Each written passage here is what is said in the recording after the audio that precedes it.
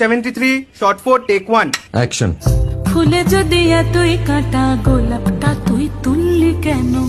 প্রেমে যদি এতই ব্যথা সেই প্রেমে তুই ভুললি কেন? কি গো ডাইরেক্টর সাহেব, আমি তো 60 বলে দিয়েছি, কাট তো আর বলতে পারি না, এবার তুমি কাটটা বলো। Got it. Excellent shot, excellent. Madam আপনার সাথে একজন দেখা করতে এসেছে। নমস্কার। নমস্কার। বসুন।